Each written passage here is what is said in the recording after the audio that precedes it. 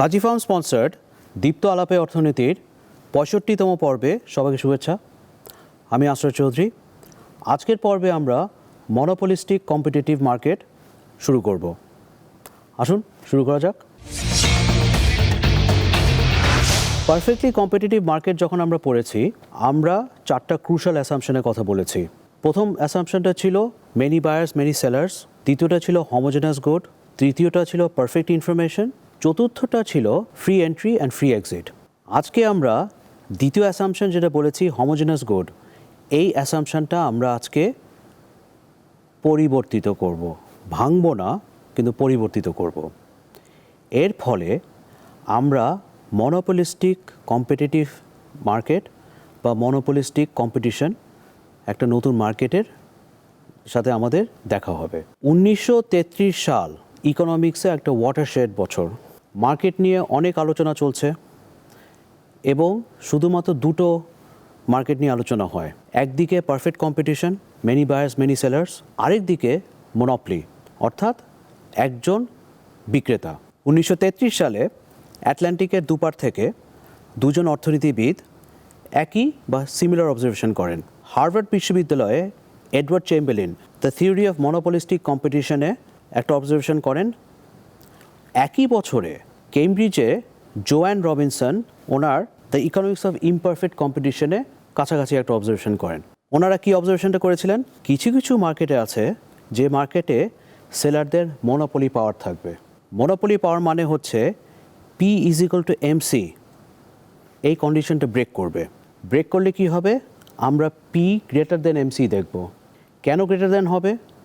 সেলাররা অবশ্যই চাবে প্রাইস কস্টের থেকে বেশি হবে। সুতরাং এই ধরনের মার্কেটে মনোপলি এলিমেন্টস দেখা যাচ্ছে। কিন্তু এই ধরনের মার্কেটে একটা কম্পিটিটিভ এলিমেন্টও আছে। কেন? এখানে অসংখ্য সেলার্স থাকবে। তো সেলার্স থাকার ফলে কি হচ্ছে? সেলার্স থাকার ফলে পি গ্রেটার দেন এমসি ঠিকই হবে, কিন্তু পি গ্রেটার দেন এমসির মাত্রাটা কম হবে। অর্থাৎ মার্জিনাল কস্টের উপর প্রাইসের যে মার্কআপটা সেটা থাকবে, পি গ্রেটার দেন এমসি, তার মাত্রাটা খুবই কম হবে।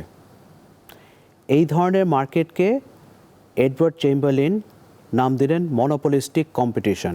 কোন অ্যাসাম্পশনটা চেম্বারলিন আর রবিনসন ব্রেক করলেন? তারা ব্রেক করলেন হোমোজেনাস গুডকে। এই হোমোজেনাস গুডকে ব্রেক করে ওনারা কি টার্ম ইন্ট্রোডিউস করলেন? ওনারা টার্ম ইন্ট্রোডিউস করলেন প্রোডাক্ট ডিফারেন্সিয়েশন। গুডস যখন হোমোজেনাস হবে, সমজাতীয় বা সমগোত্রীয় আমরা যাই বলি, তখন গুডসগুলো আইডেন্টিক্যাল হবে। গুডসগুলো ভোক্তাকে একই ইউটিলিটি দেবে। ভোক্তা গুডসগুলোকে পারফেক্ট সাবস্টিটিউটস হিসেবে দেখবে। এই অবস্থা যখন হবে, ভোক্তা বা বায়াররা একই প্রাইস অফার করবে এবং এটা আমরা দেখেছি হোমোজেনাস গুডসের ক্ষেত্রে প্রাইসটা কনস্ট্যান্ট থাকবে প্রতি ইউনিটে। এখন প্রোডাক্ট ডিফারেন্সিয়েশন বা ডিফারেন্সিয়েটেড প্রোডাক্ট কি? গুডসগুলো আলাদা নয় কিন্তু সিমিলার।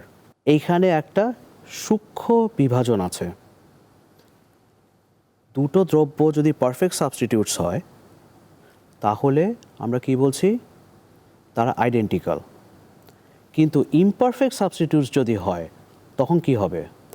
তখন ভোক্তা দুটো গুডসকে একইভাবে দেখবেন না। যেই ভোক্তা একইভাবে দেখবেন না, তার কাছে দুটো গুডস দুই ধরনের ইউটিলিটি দেবে। দুই ধরনের ইউটিলিটি যদি দেয়, তাহলে ভোক্তা দুই ধরনের প্রাইস অফার করবেন।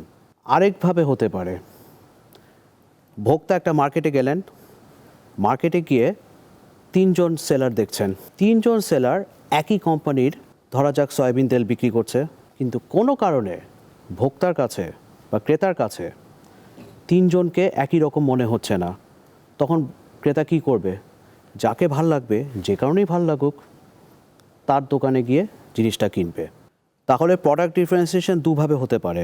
দুটো দ্রব্যকে ভোক্তা দুটো দাম অফার করবেন, অথবা দুইজন সেলার একই জিনিস বিক্রি করলেও ভোক্তা যে কোনো একজনকে পছন্দ করবেন। আমাদের পরবর্তী প্রশ্ন হচ্ছে, এই যে প্রোডাক্ট ডিফারেন্সিয়েশন হচ্ছে, ভোক্তার কাছে দ্রব্য আইডেন্টিক্যাল না সিমিলার মনে হচ্ছে, এর কারণগুলো কি? এর ডিটারমিন্যান্টস বা নিয়ামকগুলো কী? কারণ বা ডিটারমিন্যান্টসগুলো হচ্ছে 3 ধরনের। প্রথম ডিটারমিন্যান্ট হচ্ছে দ্রব্যের ফিজিক্যাল ক্যারেক্টারিস্টিক্স, অর্থাৎ ভৌতিক গুণাবলী। এই গুণাবলীগুলো দৃশ্যমান বা স্পর্শযোগ্য হবে। দ্বিতীয় কারণটা হচ্ছে যে কারণের অ্যাসাম্পশন বা অনুমিতি আমরা এতদিন বলিনি, আজকে বলবো। প্রতিটা দ্রব্যের একটা স্পেশাল ক্যারেক্টারিস্টিক্স থাকে। স্পেশাল মানে স্থান, স্পেশাল মানে ভৌগোলিক অবস্থান। এই ভৌগোলিক অবস্থান যখন পরিবর্তিত হবে তখন ভোক্তা দুই ভৌগোলিক অবস্থানের দুটো দ্রব্য, আইডেন্টিক্যাল দ্রব্যকে দুইভাবে দেখবে। পারফেক্ট কম্পিটিশনের একটা ইমপ্লিসিট অ্যাসাম্পশন হচ্ছে পারফেক্ট মোবিলিটি। পারফেক্ট মোবিলিটি মানে হচ্ছে লেবার, ক্যাপিটাল এবং যে দ্রব্যটা মার্কেটে ট্রানজ্যাকশন হবে, এই তিনটা জিনিস যে কোনো সময় যে কোনো জায়গায় চট করে সরে যেতে পারবে, কোনো কস্ট বা টাইম ছাড়া। এই অ্যাসাম্পশনটা মডেলের জন্য দরকার, যেমন আমরা দেখেছি পারফেক্ট ইনফরমেশনটা দরকার, কিন্তু এটা বাস্তবসম্মত নয়। সেই কারণে সেকেন্ড অ্যাসাম্পশনটা হচ্ছে দ্রব্যের কিছু ভৌগোলিক বা স্পেশাল ক্যারেক্টারিস্টিক্স থাকবে। 3 নাম্বার যে কারণটা আছে, এই কারণটা হচ্ছে বিহেভিয়ারাল এলিমেন্টস। আমরা আলাপে অর্থনীতিতে বলেছি যে শুধুমাত্র টেক্সট বুকসে আমরা যে অর্থনীতিটা দেখি সেটা হচ্ছে পজিটিভ অ্যানালিসিস। এখানে আমরা ইকোনমিক ফ্যাক্টরসের উপর বেশি জোর দেই, কিন্তু বাস্তবে বিহেভিয়ারাল বা আচরণগত অনেক এলিমেন্টস থাকে, যে এলিমেন্টসের কারণে ভোক্তারা একই দ্রব্যকে বিভিন্ন সময় বিভিন্নভাবে দেখবে। এই 3টা কারণে প্রোডাক্ট ডিফারেন্সিয়েশন দেখা দেবে। এই 3টা কারণে হোমোজেনাস গুডসের যে অ্যাসাম্পশনটা সর্বপ্রথম 1933 সালে এডওয়ার্ড চেম্বারলিন আর জোয়ান রবিনসন ওনারা কিছুটা পরিবর্ধন বা পরিবর্তিত করেছেন। আজকের পর্বে আমরা 3টা অ্যাসাম্পশনের 2টো অ্যাসাম্পশন দেখব। প্রথম অ্যাসাম্পশনটা হচ্ছে দ্রব্য বা সেবাটার ফিজিক্যাল ক্যারেক্টারিস্টিক্স বা ভৌতিক বৈশিষ্ট্য। যে কোনো দ্রব্যের কিছু ট্যানজিবল ক্যারেক্টারিস্টিক্স থাকে, যে ক্যারেক্টারিস্টিক্সগুলো দৃশ্যমান এবং স্পর্শযোগ্য। আমরা আমকে যদি ডিফাইন করি আম হিসাবে, তাহলে কিন্তু সমস্ত আম আমাদের কাছে এক হবে। বাজারে যখন আমরা যাব তখন আমরা নানান জাতের আম দেখি, তাহলে কি হচ্ছে, এক জাতের আমের এক ধরনের ফিজিক্যাল ক্যারেক্টারিস্টিক্স আছে, আরেকটা আমের আরেক ধরনের ফিজিক্যাল ক্যারেক্টারিস্টিক্স আছে। তাহলে কি দাঁড়াচ্ছে, ভোক্তা বা কনজিউমার দুই জাতের আমকে দুভাবে দেখছে। ভোক্তা বা কনজিউমার দুই জাতের আম থেকে দুই ধরনের ইউটিলিটি পাচ্ছে, অর্থাৎ হোমোজেনাস নয়। কিন্তু দুটো আম খুবই সিমিলার, দুইটাই তো আম, কিন্তু এগুলি এখন আর আইডেন্টিক্যাল নয়। সেই জন্য এটাকে বলা হয় প্রোডাক্ট ডিফারেন্সিয়েশন, যার মাধ্যমে আমরা ফিজিক্যাল ক্যারেক্টারিস্টিক্স দিয়ে দেখছি। আমরা যখন স্মার্টফোন কিনতে যাই তখন স্মার্টফোনের নানান ফিচার্স থাকে। আমরা দুটো ফিচার্স দেখি। একটা ফিচার হচ্ছে একটা স্মার্টফোনের ব্যাটারি পাওয়ার অনেক বেশি, ধরা যাক 5000 mAh। আরেকটা স্মার্টফোনের ব্যাটারি পাওয়ারটা অত বেশি না, কিন্তু তার ক্যামেরার পাওয়ারটা ভালো, ক্যামেরাটা অনেক ভালো ছবি তুলে। তাহলে একজন ভোক্তা কিভাবে দেখবে? ভোক্তা যদি বাংলাদেশের চরাঞ্চলে বাস করে, যেখানে কি না ইলেকট্রিসিটি ন্যাশনাল গ্রিডের বাইরে অনেক জায়গা আছে, সেই ভোক্তাদের কাছে যে ফোনের mAh অর্থাৎ ব্যাটারি পাওয়ারটা বেশি থাকবে সেটাকে তারা বেশি পছন্দ করবে। হ্যাঁ, ওই ফোনে ক্যামেরা আছে, কিন্তু ক্যামেরার ইউটিলিটি তার কাছে অতটা গুরুত্বপূর্ণ নয়। তাহলে এই ধরনের ভোক্তারা কি করবে? ব্যাটারি পাওয়ার যেখানে বেশি আছে সেই ফোনের কাছে যাবে। আরেকভাবে অনেক ভোক্তা, অনেক কনজিউমার যারা স্মার্টফোন কেনে, তারা স্মার্টফোন কেনে ফোনের ক্যামেরার জন্য, ভিডিওর জন্য। যদি ব্যাটারি পাওয়ার একটু কমও থাকে, তাদের মূল চাহিদা বা মূল ইউটিলিটি আসবে ফোনের ক্যামেরার বৈশিষ্ট্য থেকে। তাহলে এই ধরনের ভোক্তারা ওই একই ফোনকে বা দুই জাতের ফোনকে দুইভাবে দেখবে। এইটার আউটকামটা কি? আমরা যদি একজন দুইজন ভোক্তা দেখি ঠিক আছে, কিন্তু আমরা যখন মার্কেটে যাব তখন মার্কেটটা সেগ্রিগেটেড হয়ে যায়, মার্কেটটা সেগমেন্টে ভাগ হয়ে যায়। এক দল ফোন কিনছে ব্যাটারি পাওয়ারের জন্য, আরেক দল ফোন কিনছে ক্যামেরার জন্য। এই জিনিসটা হচ্ছে প্রোডাক্ট ডিফারেন্সিয়েশনের কারণে। এই জিনিসটা হচ্ছে কেন আমরা হোমোজেনাস অ্যাসাম্পশনটা এখন ব্রেক করেছি। আমের ক্ষেত্রে যেরকম আমরা দেখেছি, স্মার্টফোনের ক্ষেত্রেও আমরা সেটা দেখছি। আমগুলো একই না কিন্তু সিমিলার, ফোনগুলো একই না কিন্তু সিমিলার। দ্বিতীয় প্রপার্টিটা হচ্ছে স্পেশাল আর জিওগ্রাফিক্যাল ক্যারেক্টারিস্টিক্স। এটাকে আমরা অবস্থানগত বা লোকেশন ক্যারেক্টারিস্টিক্স বলতে পারি। পারফেক্ট কম্পিটিশন আমরা বলেছি পারফেক্ট মোবিলিটি অ্যাসিউম করে, অর্থাৎ লেবার অ্যান্ড ক্যাপিটাল দুইটা ফ্যাক্টর এবং গুডস, যে গুডসটা আমরা ট্রানজ্যাকশন করব, এই তিনটা ইচ্ছা মতো নড়াচড়া করতে পারবে। অর্থাৎ আমরা এখন দীপ্ত টিভিতে আছি, এটা হচ্ছে ঢাকা শহরের কারণ বাজারে এরিয়ায়।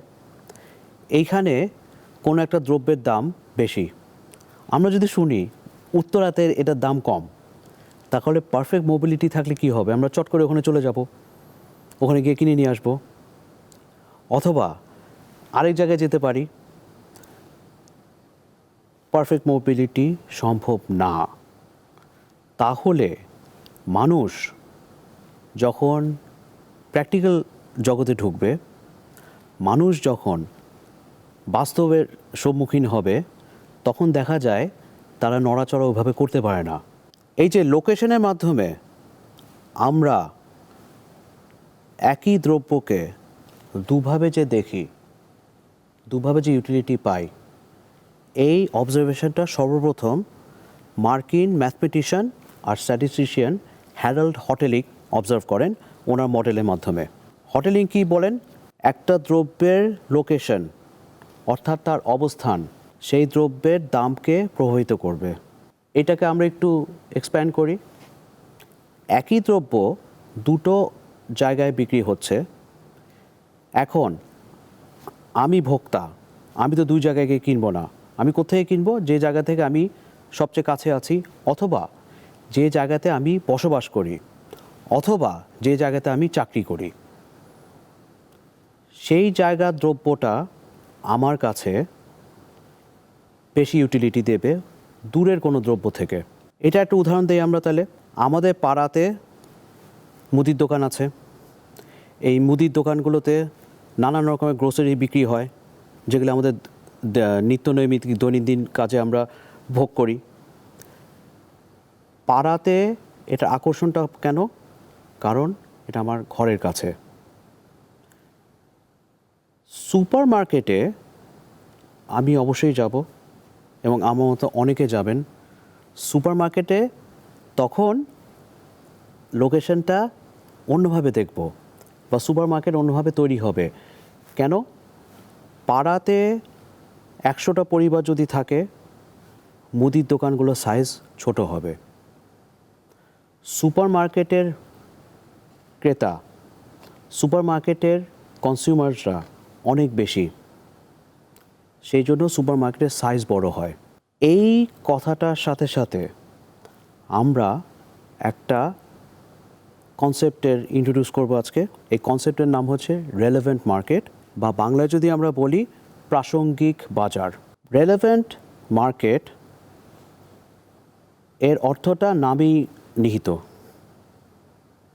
একটা মার্কেটে অনেক সেলার্স থাকে, প্রত্যেকটা সেলার তার রেলেভেন্ট মার্কেটে অপারেট করে, প্রত্যেকটা সেলার তার রেলেভেন্ট মার্কেটে বিক্রি করে। এখন সেলাররা তো যদি বিক্রি করে, তাদের ক্রেতা থাকতে হবে। সেই ক্রেতারা হচ্ছে তার বাধা কাস্টমার, যদি খাস বাংলায় আমরা বলি। অর্থাৎ পাড়ায় যে মুদির দোকানটা আছে, এই মুদির দোকানের রেলেভেন্ট মার্কেট হচ্ছে ওই পাড়ার বাসিন্দারা।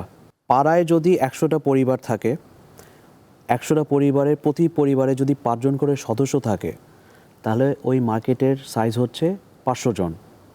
ওই মার্কেটের ডিমান্ড হচ্ছে 500। সুপার মার্কেটগুলো এইগুলোও কিন্তু নানান লোকেশনে ছড়ায় ছিটায় আছে, একই চেইনের সুপার মার্কেট। তাদের ক্ষেত্রে কি হচ্ছে, তাদের 500 জনের মার্কেটটা হয়তো 5,000, 10,000, 20,000, এমনকি 50,000 হতে পারে। তারা অপারেট করবে আরেকটা রেলেভেন্ট মার্কেটে। অর্থাৎ রেলেভেন্ট মার্কেট হচ্ছে সেলারের দৃষ্টিকোণ থেকে এই সেলাররা তাদের কিছু স্ট্র্যাটেজিক কনজিউমার এদের জন্য কম্পিট করে, যাকে আমরা খাস বাংলায় বলতে পারি বাঁধা কাস্টমার। পাড়ার লোকজন অবশ্যই পাড়ার মুদির দোকানের কাছে যাবে, পাশের পাড়া বা দূরের পাড়া যাবে না। সুতরাং ওই মুদির দোকানদের মার্কেটটা হচ্ছে ওই বাঁধা কাস্টমার, ওই স্ট্র্যাটেজিক কনজিউমার্স যারা। সুপার মার্কেটের ক্ষেত্রে সুপার মার্কেটের কাস্টমার্সরা হচ্ছে ওই এলাকার কাস্টমার, আরেকটু বড় পরিসরে। সুপার মার্কেটগুলো কম্পিট করছে ওই সেট অফ স্ট্র্যাটেজিক কনজিউমারদের সাথে। তাহলে আমাদের যে ইকোনমিক যে দুটো কারণ আমরা বলেছি, এর সামারি কি দাঁড়াচ্ছে? হোমোজেনাস গুডসটা বাস্তবে অনেক সময় সম্ভব না, সেইখান থেকে প্রোডাক্ট ডিফারেন্সিয়েশন দেখা যাবে। প্রোডাক্ট ডিফারেন্সিয়েশন দেখা যাওয়া মাত্রই P is equal to MC আর কাজ করবে না। যেহেতু হোমোজেনাস গুডস না, তাহলে পি গ্রেটার দেন এমসি হবে। কিন্তু এখানে যেহেতু মেনি সেলার্স আছে, মেনি বায়ার্স আছে, তাহলে এখানে একটা কম্পিটিশন চলছে। অর্থাৎ পি গ্রেটার দেন এমসি হলেও এর মাত্রাটা বা এর গ্যাপটা কম থাকবে। এখান থেকে আমরা বলতে পারি হ্যাঁ, এই মার্কেটে মনোপলি ক্যারেক্টারিস্টিক্স আছে, এই মার্কেটে কম্পিটিটিভ ক্যারেক্টারিস্টিক্সও আছে। তৃতীয় যে অ্যাসাম্পশনের কথা আমরা বলেছি, বিহেভিয়ার অ্যাসাম্পশনস, এই অ্যাসাম্পশনসগুলো আমরা আগামী পর্বে দেখব। তারপর আমরা সবগুলো অ্যাসাম্পশনসগুলো একত্রিত করে বাংলাদেশের কনটেক্সটে কিছু মনোপলিস্টিকলি কম্পিটিটিভ মার্কেটস আলোচনা করব। সেখানে সমস্যাগুলো কি হতে পারে সেটা দেখব, সুবিধাগুলো কি সেটাও দেখব। আমাদের ফেসবুক পেজে লাইক দিবেন, কমেন্ট করবেন, ফলো করবেন। আমাদের ইউটিউব চ্যানেলে লাইক দিবেন, সাবস্ক্রাইব করবেন, কমেন্ট করবেন এবং অবশ্যই বেল আইকনটা প্রেস করতে ভুলে যাবেন না। আপনাদের সাথে আবারও দেখা হবে। সেই পর্যন্ত ভালো থাকবেন, সুস্থ থাকবেন।